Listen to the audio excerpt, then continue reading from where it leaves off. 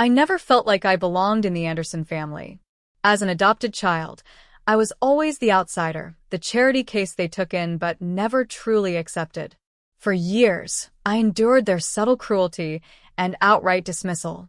The only person who ever showed me genuine love was my grandfather Theo, who wasn't even my blood relative. When he died, I expected nothing from his will. After all, as my mother so clearly whispered that day, she's not even family. Little did they know, grandfather had been watching all along, and his final act would change everything forever. Before I dive into this wild story, I'd love to know where you're watching from. Drop your location in the comments, and if this sounds like something that might have happened in your family, hit that like button. Subscribe if you want more stories about family drama and sweet, sweet karma. Now let me take you back to where it all began.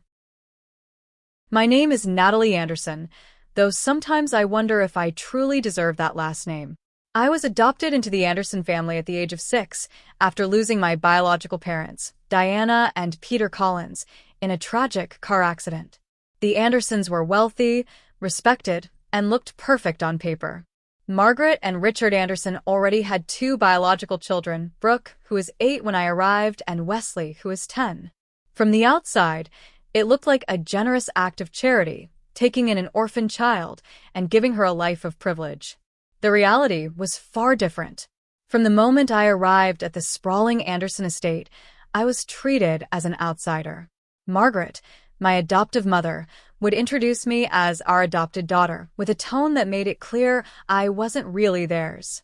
Richard, always buried in his work, barely acknowledged my existence beyond ensuring I had the necessities. It was as though they had adopted me to enhance their philanthropic image rather than to expand their family with love. My siblings were no better.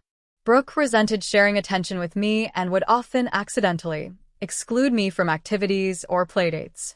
Wesley was more overtly cruel, hiding my belongings or telling me stories about how adopted children get sent back if they aren't good enough. I spent most of my childhood walking on eggshells, trying desperately to be perfect enough to be kept, to be loved. The only person who showed me genuine affection was Theo Mitchell, Richard's father. He wasn't even my biological grandfather, but from the first day we met, he treated me like I was his own flesh and blood.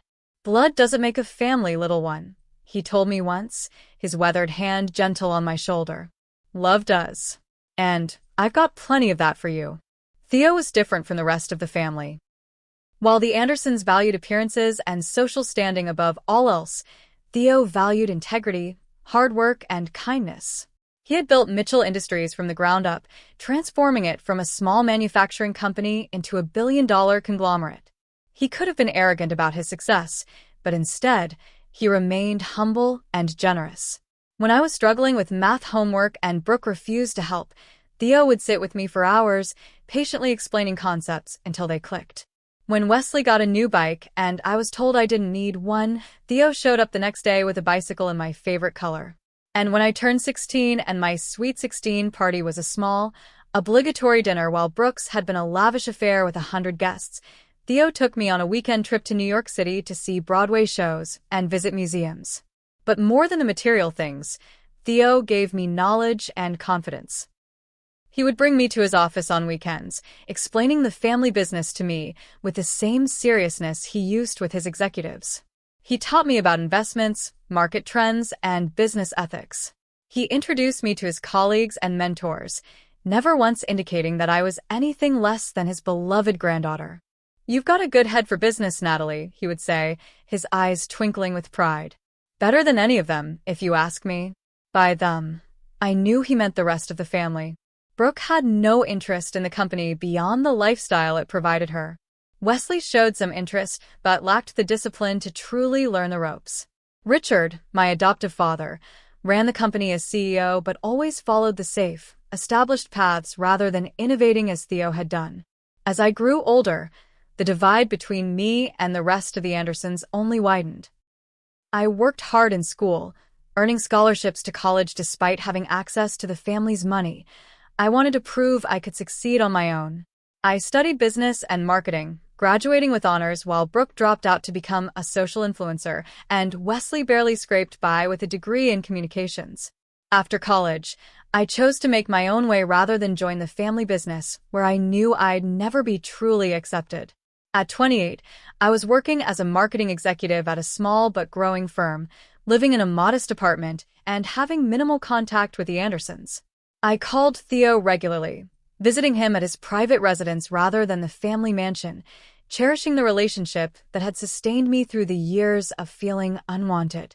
Then came the call that shattered my world. Theo had passed away peacefully in his sleep at the age of 85. Despite knowing he had lived a full life, the pain was overwhelming. I had lost the only person who had ever truly loved me for who I was, not what I could do for them or how I made them look to others. What I didn't know then was that Theo had one final lesson to teach us all, and it would change everything. The Anderson family mansion loomed before me, its Georgian columns and manicured lawns just as imposing as they had been in my childhood. I hadn't set foot on the property in nearly 4 years. Not since the disastrous Christmas where Margaret had accidentally excluded me from the family portrait. Now, dressed in a simple black dress that felt inadequate compared to what I knew the family would be wearing, I steeled myself to face them again. Raymond, the elderly gardener who had always slipped me cookies when I was hiding from Brooke's mean friends, spotted me first. His weathered face broke into a sad smile as he approached. "Miss Natalie, it's good to see you, though I wish it were under better circumstances," he said, embracing me briefly. "He thought the world of you, you know." I blinked back tears. "Thank you, Raymond. He was the best man I've ever known." "They're all inside. Been here since yesterday, going through his things already." Raymond's disapproval was evident in his tone. Taking a deep breath, I nodded and made my way to the front door. I didn't bother ringing the bell. Despite everything, this had once been my home too. The grand foyer was filled with voices, some crying dramatically, others speaking in hushed, eager tones about arrangements and assets. I spotted my adoptive mother first. Margaret Anderson, still stunning at 58, her blonde hair perfectly styled despite the supposed grief, was directing staff about flower arrangements. She saw me and paused, her expression flickering between annoyance and the practiced sympathy she put on for public consumption. "Natalie, you're here." No embrace, not even a handshake. Just acknowledgement of my presence. "Hello, Margaret. I came as soon as I heard." "Well, the service is tomorrow. Your room is as you left it, though some of Brooke's things might be stored in there now." Before I could respond, Richard appeared from Theo's study, looking harried. He had aged significantly since I'd last seen him, his once dark hair now mostly gray, lines etched deeply around his mouth. "Natalie." He nodded curtly. "Good of you to come." That was it. No condolences shared between us, no recognition that we had both lost someone important. Just formalities between virtual strangers. The awkward moment was interrupted by a squeal from the staircase. "Natalie. Oh my God. You actually showed up." Brooke descended dramatically, her black designer dress clearly chosen to highlight her figure rather than express mourning. She air-kissed near my cheeks, careful not to smudge her perfect makeup. "We were just saying we weren't sure if you'd come, since you've been so distant." "I wouldn't miss saying goodbye to grandfather," I said quietly. "Well, it's not like he was your real grandfather," came a slurred voice from the direction of the bar cart. Wesley, already drinking at 11 in the morning, raised his glass in a mock toast. But he always did have a soft spot for strays. I flinched, but said nothing. This was exactly why I had stayed away. Every interaction was layered with reminders that I didn't belong, that I was an outsider, wearing an Anderson name I hadn't been born with. The next few hours were a parade of painful encounters. Uncle Gerald, Richard's younger brother, looked me up and down and commented, "Still dressing from department stores, I see. At least make an effort for Theodore's funeral, girl." Aunt Victoria, Margaret's sister, barely acknowledged me except to say, "I suppose Theodore would have wanted you here," as if my presence was a concession being made rather than a right. My cousins, Tiffany and Kyle, both around my age, at least nodded politely, though I overheard Tiffany later telling someone, "She's the adopted one. Not really family, you know." Each interaction transported me back to childhood memories, being seated at the children's table at family functions long after my cousins had been moved to the adult table, being forgotten when theater tickets were purchased for family outings, hearing Margaret explain to her friends that I was adjusting well, considering her background, as if I'd come from some terrible circumstance rather than a loving home shattered by tragedy. I escaped to the garden after an hour, finding a bench partially hidden by a weeping willow, my childhood hiding spot. Raymond found me there, carrying a small tray with tea. "Thought you might need this," he said kindly. "They can be a lot to take all at once." "Thank you." I accepted the tea gratefully. How was he at the end?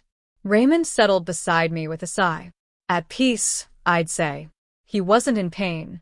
Just went to sleep and didn't wake up. He talked about you often, you know. Always checking if I'd heard from you, how you were doing. I called him every Sunday, I said, throat tight. Visited whenever I could. He knew that. Said you were the only one who cared about him, not what he could give you. Raymond's eyes were knowing. The others have been here since he got sick, hovering, talking about the company, the properties. Not one of them asked about his comfort or his wishes. We sat in companionable silence until a young woman in a professional suit approached us. "Miss Anderson? I'm Clara Thompson, Mr. Mitchell's personal assistant. He left something for you to read privately before tomorrow's will reading." She handed me an envelope with my name written in Theo's distinctive handwriting. He was very specific that you should read this alone, before the official proceedings. I thanked her and waited until she and Raymond had left before opening it with trembling fingers. "My dearest Natalie, asterisk. If you're reading this, I've finally gone to that big boardroom in the sky. Don't grieve too much for me, I've had a good run. I'm writing to prepare you for what's coming. Tomorrow will be difficult. The family will show their true colors, as they always do when money is involved. But I've been watching all of you for years, making notes, testing character, asterisk. You've never disappointed me. From the moment Richard and Margaret brought you home, I saw something special in you. Not just intelligence, but compassion, integrity, and grit. You remind me of myself at your age, but better, because you've remained kind despite having every reason not to be. Asterisk. Tomorrow, trust Lawrence. He knows my wishes. And remember, sometimes the greatest legacy isn't what you leave behind, but who you leave it to. Asterisk. With all my love. Asterisk. Gửi đăng phát Theo. I read the letter 3 times, trying to decipher what he meant. It seemed to hint at something significant about the will, but offered no clear details. Whatever was coming, it was clear Theo wanted me to be prepared for a fight. With the letter carefully tucked into my purse, I squared my shoulders and returned to the house, a strange sense of foreboding mixing with my grief. The day of Theo's funeral dawned bright and clear, almost offensively beautiful for such a somber occasion. The service was held at St. Mark's Episcopal Church, where the Anderson and Mitchell families had attended for generations. The massive Gothic structure was filled to capacity, a testament to Theo's far-reaching influence in both business and philanthropy. From my seat in the front pew, I watched as people filed in. Business associates in immaculate suits, politicians whose campaigns Theo had supported, charity directors whose organizations had benefited from his generosity, and, of course, the family. The Andersons and Mitchells occupied the first 3 rows, a sea of expensive black clothing and strategic tears. Margaret entered on Richard's arm, her face composed in an expression of dignified grief that I knew was entirely for show. I had never once seen her show genuine affection for Theo in all the years I'd lived under her roof. Behind them came Brooke, already dabbing at her eyes with a monogrammed handkerchief, though I noticed her makeup remained perfect. Wesley followed, looking uncomfortable in his suit, his eyes slightly bloodshot from the previous night's drinking. Uncle Gerald and Aunt Victoria led the procession of extended family, each of them nodding solemnly to acquaintances as they passed. The church filled with hushed whispers, not about Theo's life or legacy, but speculation about his fortune. Even here, surrounded by symbols of faith and eternity, money remained the primary concern. I sat slightly apart from them, alone with my genuine grief. As the minister spoke about Theo's life achievements, I remembered the real moments that defined him for me. Teaching me to fish at the lake house when I was 8, patiently untangling my line again and again. Attending my high school debate championship when no one else from the family bothered to show up. His voice on the phone just 2 weeks ago, telling me he was proud of the woman I'd become. Several family members gave eulogies. Richard spoke about Theo's business acumen and the empire he had built. Uncle Gerald recalled childhood adventures that somehow always ended with anecdotes highlighting his own cleverness. Brooke shared a story about how Theo had bought her first car, conveniently forgetting to mention it was after she had wrecked the previous one while driving drunk. No one had asked me to speak. It shouldn't have hurt after all these years of exclusion, but it did. After the service, during the reception at the Anderson mansion, I overheard snippets of conversation that turned my stomach. The Mitchell building in downtown alone must be worth $50 million, Uncle Gerald was saying to a business associate, barely keeping his excitement in check. And that's just the real estate, not counting the company's shares. I'm thinking of renovating the Lake Tahoe house once it's officially mine, Aunt Victoria told her interior designer, who had apparently been invited specifically for this conversation. Theodore never did have much taste in decor. Closest to me, Margaret was speaking to a woman I recognized as her bridge partner. It's been so difficult, caring for him these past months, she lied smoothly. Theo had specifically refused to move in with any of his children during his illness, preferring his own home with hired nursing staff. But family is family. Well, real family. Her eyes flicked meaningfully toward me. She's not even family, she whispered, but loudly enough that I was clearly meant to hear. I don't know why she's acting so affected. It's not like she has any real claim here. The woman made sympathetic noises as I walked away, cheeks burning. I found myself face to face with Brooke, who was holding court among her socialite friends. Natalie, she said, her voice dripping with false sweetness. We were just discussing grandfathers while reading tomorrow. You'll be there, I assume? Though I wouldn't get your hopes up. Grandfather was traditional about family legacy. I'm not expecting anything, Brooke, I said truthfully. I just want to honor his wishes, whatever they are. How noble, she smirked. But then, it's easy to be philosophical when you know you're getting nothing. I moved away, only to encounter Wesley by the bar, working on what was clearly not his first drink of the day. Hey sis, he said, the familial term sounding like an insult in his mouth. Want a drink? Might help with the disappointment tomorrow. I'm fine, thank you. Always so proper. He leaned in, alcohol heavy on his breath. We all know you only stuck around the old man because you were hoping for a payout. Visiting him, calling him. Pretty transparent. I stepped back, fighting tears. You don't know anything about my relationship with grandfather. Sure. He waved dismissively. Just don't make a scene when the will is read and you get some token piece of jewelry while the rest of us get what's rightfully ours. Unable to bear any more, I slipped away to Theo's study, the one room in the house that had always been a sanctuary.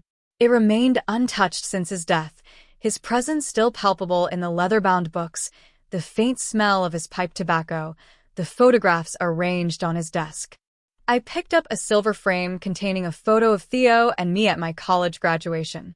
He looked so proud, his arm around my shoulders, both of us beaming at the camera. In the background, barely visible, were the Andersons, standing apart, their expressions neutral at best. He kept that photo on his desk at the office, too. I turned to find Lawrence Bennett, Theo's attorney and longtime friend, standing in the doorway. Tall and distinguished with silver hair, Lawrence had always treated me with the same respect he showed the rest of the family.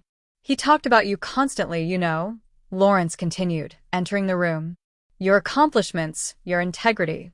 He was immensely proud of you, Natalie. Thank you, I whispered, replacing the photo carefully.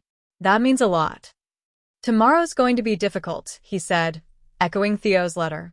But Theo knew what he was doing. Trust in that. With a gentle pat on my shoulder, he left me alone with my memories and a growing sense that tomorrow would bring more than just the formal end to Theo's affairs. It would bring a reckoning. The offices of Bennett, Cohen and Associates occupied the top floor of a sleek downtown building, offering panoramic views of the city Theo had helped build. I arrived early, dressed in a simple black pencil skirt and blouse, professional but understated. The receptionist directed me to a conference room where Lawrence was reviewing documents. "Natalie, thank you for coming early," he greeted me, gesturing to a chair. "Before the others arrive, Theo asked me to go over a few things with you privately. His letter mentioned I should trust you," I said, taking a seat. Lawrence nodded. "Theo and I were friends for over 40 years.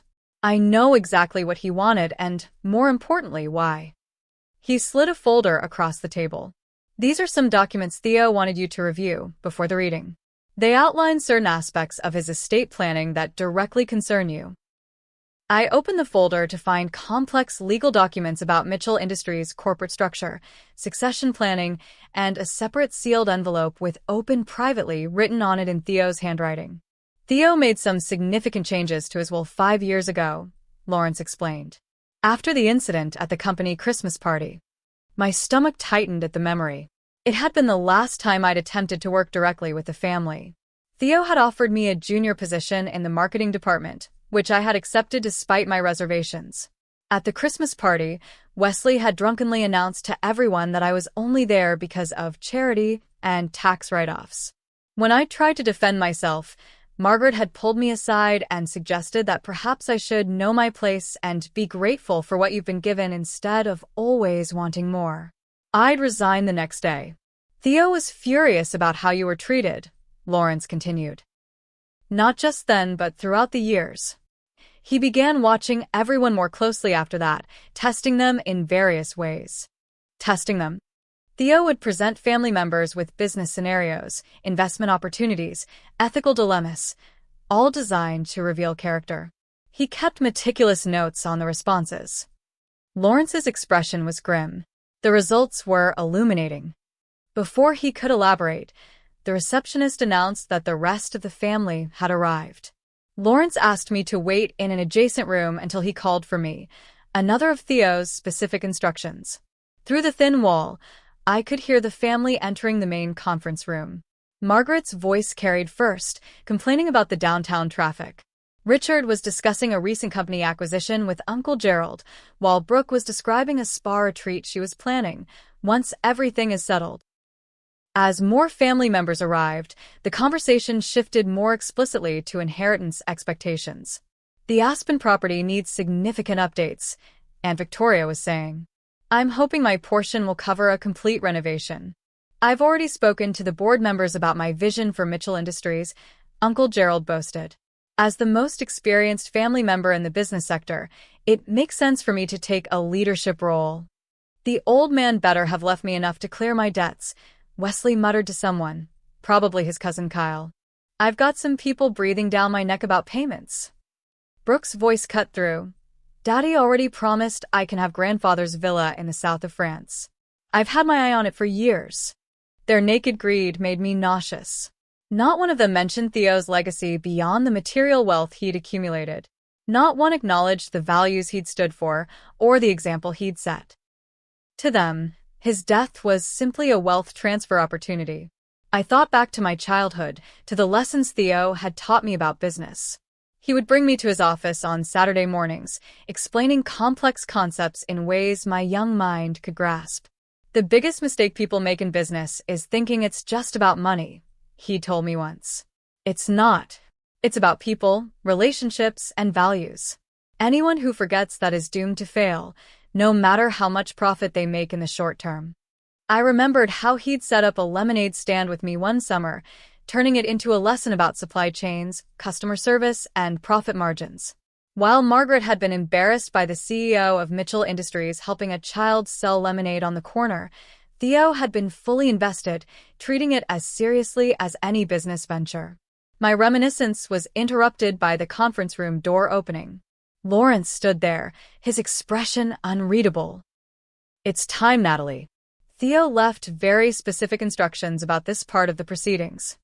Taking a deep breath, I followed him back to the main conference room, where every pair of eyes turned to me with expressions ranging from confusion to annoyance.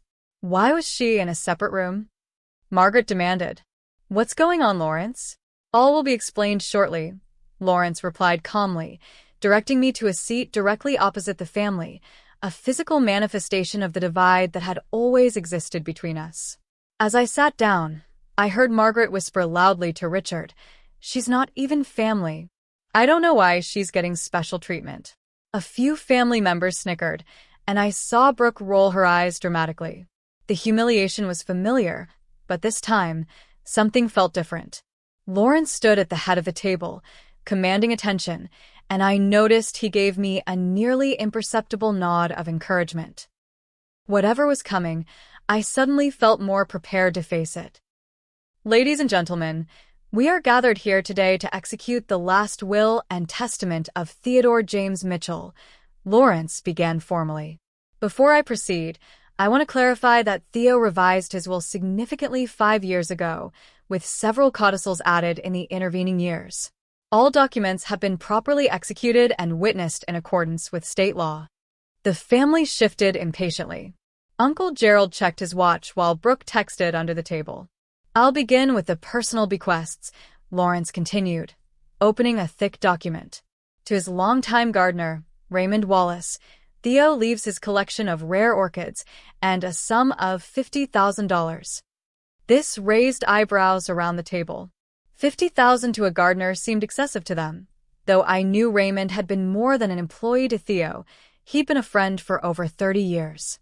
Lawrence continued through a list of personal items. Margaret received Theo's mother's pearl necklace. Richard got a collection of first edition books. Brooke was given her grandmother's antique vanity set. Wesley received Theo's collection of vintage watches. Similar items of sentimental but limited monetary value were distributed to extended family members. With each bequest, the tension in the room grew. These were not the assets they had come for. No one had yet heard anything about Mitchell Industries shares, real estate holdings, or the substantial investment portfolio. Where's the rest? Uncle Gerald finally interrupted. The company's shares, the properties? Lawrence looked at him over his glasses. I'm proceeding in the order Theo specified, Gerald. If you'll allow me to continue. He went on to list charitable donations, substantial amounts to causes Theo had supported throughout his life. By now, Margaret was fidgeting with her pearls, and Richard had loosened his ties slightly. Now, regarding Mitchell Industries and the bulk of Theodore's estate, Lawrence finally said, causing everyone to lean forward. Theodore has left specific instructions about the succession of leadership and ownership. Finally, Wesley muttered. Lawrence set aside the document he'd been reading from and picked up another. Theodore made a decision that may surprise some of you, but one he considered carefully over many years. He chose his successor based on character, capability, and commitment to the values upon which he built Mitchell Industries. Richard straightened in his chair, clearly expecting to hear his name. Uncle Gerald did the same. The controlling interest in Mitchell Industries, constituting 85% of the company's shares, valued at approximately $2.4 billion, along with the primary real estate holdings including the Mitchell Building, the Lake Tahoe property, the South of France Villa, and Theo's primary residence. Lawrence paused, looking directly at me, are bequeathed to Natalie Elizabeth Anderson. The silence that followed was absolute. For several seconds, no one moved or spoke as the announcement hung in the air. Then, chaos erupted. This is preposterous, Uncle Gerald shouted, face turning purple. She's not even blood, Aunt Victoria screeched. Richard sat frozen, his face ashen, while beside him, Margaret actually swayed in her seat before slumping against him. I don't understand, she kept repeating. I don't understand. Brooke jumped to her feet, sending her chair crashing backward. This is a mistake. She manipulated him. She's been scheming for years. Wesley knocked over a water glass, the liquid spreading across the polished table as he stared at me with naked hatred. You conniving little bitch, he snarled. Through it all, I remained still, as shocked as they were. This couldn't be right. Theo had left me kind words and support throughout my life, but his entire fortune? The company? It made no sense. Lawrence raised his hands for quiet, but the family continued shouting accusations and threats. "I'll contest this," Uncle Gerald declared. "No court will uphold this travesty." "She must have coerced him when he was declining mentally," Margaret said, recovering enough to turn her shock into calculated accusations. Lawrence reached for a remote control on the table. "Theodore anticipated your reactions," he said loudly over the din. He prepared a video message to be played at this point. The wall behind Lawrence slid open to reveal a large screen. As it flickered to life, the room gradually quieted, all eyes drawn to the image of Theo, recorded perhaps 6 months earlier. He looked frail, but his eyes were clear and sharp, his voice steady. "Hello, family. If you're watching this, then Lawrence has just informed you of my decision regarding the succession of Mitchell Industries and the distribution of my assets. I imagine some of you are surprised. Others are angry. Perhaps all of you are wondering why I would leave the bulk of my fortune to Natalie rather than my real family." Theo's use of air quotes around real made several people shift uncomfortably. "For the past 5 years, I have been conducting what you might call an extended experiment. After witnessing how Natalie was treated at the company Christmas party, I realized I needed to be more deliberate about my legacy. I began testing each of you, presenting business problems, ethical dilemmas, and opportunities to demonstrate your character." The family exchanged confused glances as Theo continued. "Richard, when I asked your opinion on cutting benefits to increase short-term profits, you immediately agreed without considering the impact on employees. Margaret, when I introduced you to the son of our janitor who needed college recommendations, you brushed him off because his father wasn't important. Wesley, I gave you 3 chances to manage small projects for the company. Each time, you delegated all the work while taking the credit. Brooke, when I offered to fund a charitable initiative of your choice, you created a foundation that spent more on launch parties than on actual charitable work." Theo's gaze seemed to bore into each person he named. No one could meet his eyes, even through a screen. I could go on, but the pattern was clear across the entire family. When given opportunities to demonstrate compassion, integrity, or work ethic, most of you failed. The exceptions were Natalie and, to a lesser extent, young Kyle, who at least showed potential. Theo shifted in his seat, leaning closer to the camera. "What none of you knew is that for the past 5 years, Natalie has been working closely with me to learn every aspect of Mitchell Industries. While maintaining her own career to avoid your scrutiny, she has completed an executive MBA program I privately funded and has been meeting regularly with my executive team under the pseudonym Elizabeth James. The marketing strategies you've praised for the past 2 years, Richard? Those were Natalie's. The restructuring plan the board approved last quarter? Also Natalie's work." My heart was pounding as pieces fell into place. The consulting work Theo had asked me to do, the meetings he'd arranged with business associates who never used my real name, the courses he'd encouraged me to take, it had all been preparation. Natalie has demonstrated every quality I value: intelligence without arrogance, ambition without ruthlessness, and compassion without weakness. She understands that business is about more than profit. It's about creating value, supporting communities, and leaving a positive legacy. Theo's expression softened as he continued. "Natalie, I know this is a shock to you too. I kept my plan secret because I wanted to protect you from the backlash until it was too late for anyone to interfere. I have complete confidence in your ability to lead Mitchell Industries into the future. The executive team is aware of my decision and supports you fully." He turned his gaze back to the wider family. "To the rest of you, this is not done out of malice. Each of you will receive a generous trust fund that will ensure your comfortable living. But Mitchell Industries deserves leadership that embodies its values, not simply its DNA. Blood makes you related, behavior makes you family. And Natalie, through her actions rather than her birth, has proven herself to be the most worthy member of my family." With that, the video ended, leaving the room in stunned silence. Lawrence turned on the lights and looked at me. "Natalie, as the new majority shareholder and chairman of Mitchell Industries, would you like to say anything?" All eyes turned to me, a mixture of shock, anger, and in a few cases, dawning calculation. In that moment, I realized the choice before me. I could reject the inheritance, escape the family that had never wanted me, and return to my quiet life. Or I could accept Theo's final gift, not just wealth, but purpose, responsibility, and perhaps most importantly, vindication. Slowly, I stood and moved to the head of the table, Theo's position, now mine. I think grandfather has said everything that needs to be said today, I stated calmly. I accept the responsibilities he has entrusted to me. Lawrence, please continue with the proceedings. As I took my seat at the head of the table, I watched the color drain from my adoptive parents' faces. The expressions around the table ranged from horror to disbelief to hatred.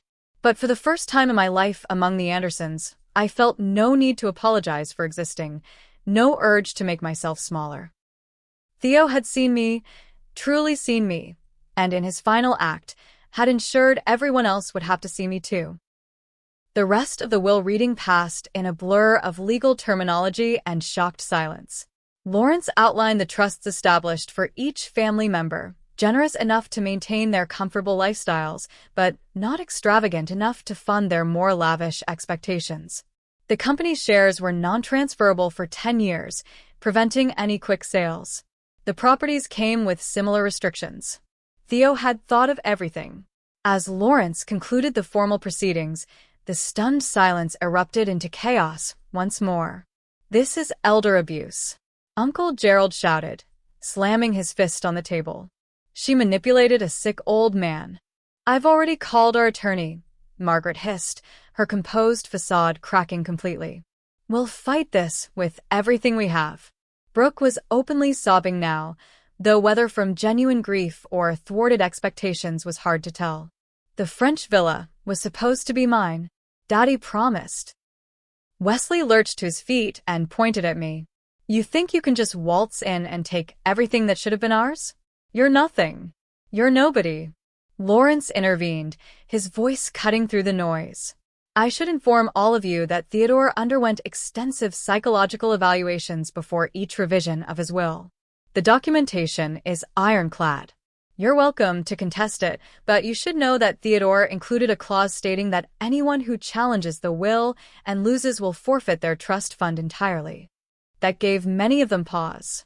The risk of losing guaranteed millions for a slim chance at billions was not a gamble most were willing to take.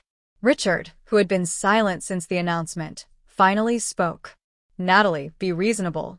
You have no experience running a company of this size. The board will never accept you." "Actually," Lawrence interjected, "Theodore met with the board 3 months ago to discuss succession planning. They're fully aware of Natalie's involvement in recent company initiatives under her pseudonym and have unanimously approved her appointment as chairman." As this new information sank in, I noticed the family's approach shifting before my eyes. Anger and denial were gradually being replaced by calculation and forced smiles. "Natalie, darling," Margaret said, her voice suddenly honey-sweet. "This is all such a shock. Perhaps we should discuss this as a family over dinner. I'm sure we can come to some arrangement that benefits everyone." "I think we've had enough family discussions for one day," I replied evenly. "Lawrence has the paperwork ready for all trust fund disbursements. I suggest everyone review their documents." Aunt Victoria approached next, her earlier outrage replaced with an ingratiating smile. "Natalie, dear, I've always thought you had such potential. I'd love to discuss some ideas I have for expanding the Mitchell Foundation's work." One by one, they approached, not with apologies for years of exclusion and cruelty, but with thinly veiled attempts to secure advantages under the new power structure.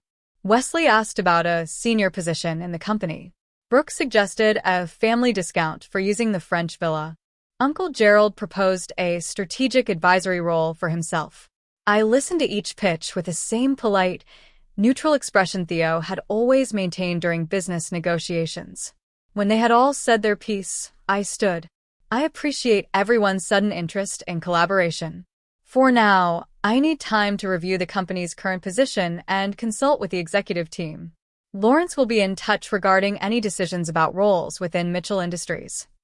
As the family reluctantly gathered their belongings, Lawrence's assistant appeared at the door. "Excuse me, Ms. Anderson." The executive team is assembled in the conference room next door, awaiting your introduction as chairman. The timing couldn't have been more perfect.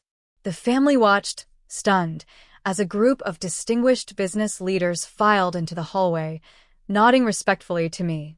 "If you'll excuse me," I said to my shell-shocked family, "I have a company to run." In the adjacent conference room, I was greeted by the top executives of Mitchell Industries, people I had met over the years through Theo, though most had known me only as Elizabeth James. Now, they welcomed me by my real name, each expressing confidence in the transition. "Theo spoke often of your vision for the company," said Helena Chen, the CFO. "We're looking forward to implementing the expansion plans you outlined last quarter." "Your analysis of the European market opportunities was impressive," added Marcus Rivera, head of international operations. "The board is particularly excited about the sustainability initiatives you proposed." As we discussed immediate priorities and transition plans, the reality of my new position began to sink in. This wasn't just about wealth or vindication. Theo had entrusted me with a company he'd built from nothing, with the livelihoods of thousands of employees, with a legacy that extended far beyond the Anderson family drama. Later, when the executives had departed and only Lawrence remained, I finally allowed myself a moment of vulnerability. Did he really think I could do this? I asked quietly. "Run a billion-dollar company?" Lawrence smiled. "Theo never did anything without absolute certainty. He spent 5 years preparing you, testing you, and watching you exceed every expectation. His faith in you wasn't sentimental, it was based on clear evidence of your capabilities." He handed me a thick binder. "This contains Theo's personal notes about you, going back to when you were a child. Read it when you're ready. It might help answer some of your questions." As I left the office building, I was surprised to find Raymond waiting by a sleek black car. "Mr. Theo arranged it all," he explained with a gentle smile. "Said you'd need a good driver who knew when to keep quiet and when to offer a friendly ear. If you'll have me, Miss Natalie, I'd be honored to continue in his service by serving you." It was this small kindness, Theo ensuring I would have at least one ally in my new position, that finally broke through my composure. In the privacy of the car, with Raymond discreetly focused on driving, I allowed myself to cry for the first time since learning of Theo's death. Not just tears of grief, but of gratitude, overwhelm, and something that felt surprisingly like peace. 6 months passed in a whirlwind of activity. Mitchell Industries had flourished under my leadership, with stock prices rising 15% and employee satisfaction scores at an all-time high. My first major initiative had been establishing the Theodore Mitchell Foundation for Children in Need, with a special focus on supporting orphan children and foster families, a cause deeply personal to me. The corporate headquarters had been transformed as well. Where once it had been an intimidating fortress of glass and steel, I had implemented changes to make it more welcoming: a daycare center for employees' children, common areas where executives and entry-level staff could mingle, and a rooftop garden inspired by Theo's love of horticulture, tended by Raymond in his new role as landscape director. The family had scattered to lick their wounds, each dealing with the new reality in different ways. Margaret and Richard had retreated to their vacation home in Palm Beach, making occasional overtures about reconciliation, always with thinly veiled suggestions about company involvement attached. "Natalie, darling," Margaret had cooed over the phone just last week. "We've been thinking about how much we miss you. Families should stick together, don't you think? Richard has some wonderful ideas for the Asian market expansion." I had politely but firmly maintained professional boundaries, offering only, "The board is always open to well-developed proposals submitted through proper channels." Brooke had initially attempted to contest the will but backed down when reminded of the clause that would void her trust fund. Instead, she had pivoted to leveraging her connection to me and her social media presence, suddenly proud of her CEO sister, after years of barely acknowledging my existence. I allowed it, seeing it as harmless and perhaps even useful for humanizing the company's image. Wesley had surprised everyone. After his initial fury subsided, he had approached me with unexpected humility. "I know I don't deserve any favors," he had said, fidgeting in the visitor's chair in my office. but I want a chance to prove I can change. A real job, no special treatment. I'll start at the bottom if I have to. Something in his sincerity had touched me. I had assigned him to the corporate social responsibility division, far from any financial controls, but in a position where he might develop the empathy he'd always lacked. To everyone's surprise, especially his own, he was thriving, showing genuine passion for community engagement projects. Uncle Gerald had moved to Florida, bitter but comfortable with his trust fund.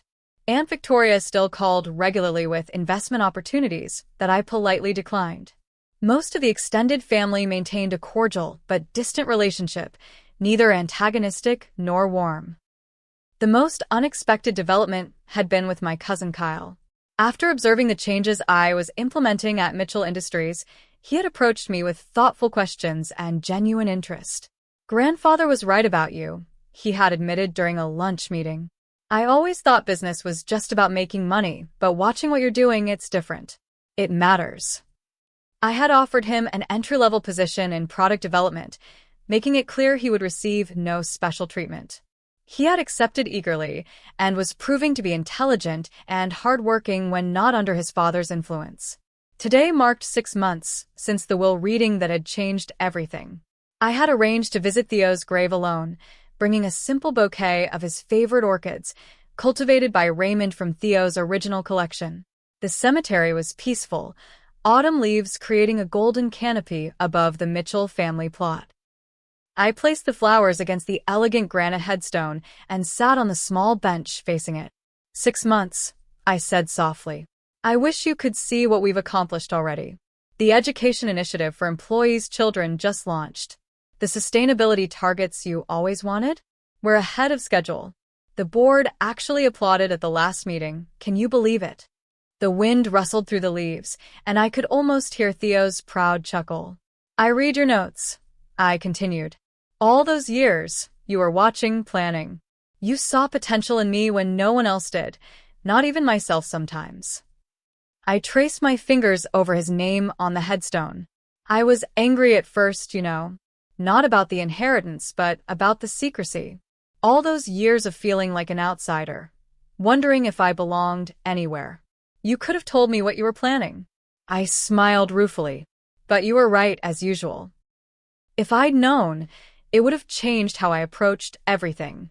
I might have tried to please you instead of finding my own way. And the family would have found a way to interfere. A sense of peace settled over me as I sat there, reflecting on the journey from unwanted adopted child to one of the most powerful businesswomen in the country. The inheritance had given me position and resources, but Theo had given me something far more valuable long before that: belief in myself and a model of integrity to aspire to. I'm not running the company for revenge, I said softly. I thought I might wanna after years of being treated as less than. But that's not your legacy, and it's not who I want to be. I'm building something that honors what you created, something that lasts beyond all of us. As I stood to leave, I felt a warmth that had nothing to do with the autumn sunshine, a sense of Theo's presence and approval. The path ahead would have challenges, no doubt. The family dynamics would continue to evolve. The business world would present new obstacles and opportunities.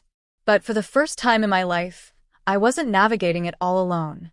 In giving me his material legacy, Theo had confirmed what his love had been telling me all along: that family isn't defined by blood but by choice, by actions, by consistent love. I had been searching for belonging my entire life, never realizing that Theo had already created a place for me, not just in his will, but in his heart. As I walked back to where Raymond waited with the car, I felt lighter than I had in years. The little girl who had never felt good enough, who had always been reminded she wasn't real family, was gone. In her place stood a woman who knew exactly who she was and where she belonged. I turned back one last time toward Theo's grave. "Thank you," I whispered, "for everything." What would you do if you were in Natalie's position? Would you have given any family members a second chance like she did with Wesley, or would you have cut ties completely? Share your thoughts in the comments. If you enjoyed this story of family drama and sweet justice, please hit that like button and subscribe for more stories that will have you cheering for the underdog. Don't forget to share with anyone who's ever felt like an outsider. Sometimes life has a way of turning the tables when we least expect it. Thank you for watching, and remember, true family is defined by love.